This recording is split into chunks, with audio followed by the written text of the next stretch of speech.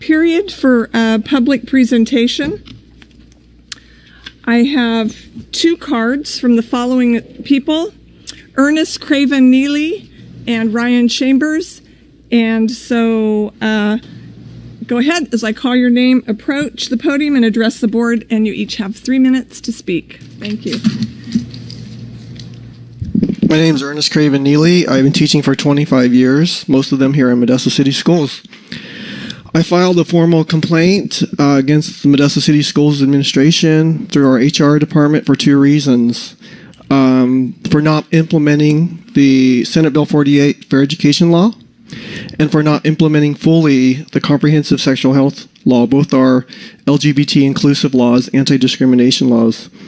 So Senate Bill 48 Fair Education Law says California teachers are now supposed to highlight positive contributions of homosexual people.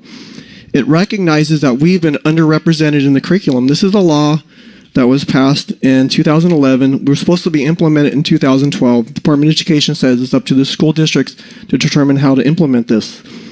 I went to Kim Newton's office 2 years ago and I said, Ms. Newton, there's a new law and a preliminary framework online reflecting the new law. Are we implementing this in our school district? She said, she didn't say anything about that, but she said what we are using, we're going to embed our history curriculum through our reading material. I said, well, that doesn't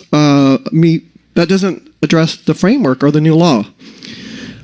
She said, well, what do you want us to do? I said, well, I'd like you to form social content review committees. I think that's what you're supposed to do when there's a new law. She said, we're waiting for the official framework to be published. A year later, in July 2016, the new framework was published. I went to my principal. I said, can you check with Kim Newton? Are we now going to implement the new law? I was given a letter, hand-delivered, saying we are continuing to embed our history curriculum through our reading material, and these are not exact words, but you're not to deviate from what the district, in other words, I was not to address the new law on my own or address the frameworks. The Center for Disease Control gives startling statistics. Gay teens are twice as likely to attempt suicide, experience high bullying, harassment rates, high absenteeism, high dropout rates, low self-esteem, low graduation. The Senate Bill 48 would address these things. I'm not understanding why this district wouldn't want that for our school. 2 years ago, our district formed committees to modify our sex education curriculum. We have a new LGBT inclusive law. It says when we teach sex education, we're supposed to include an LGBT component.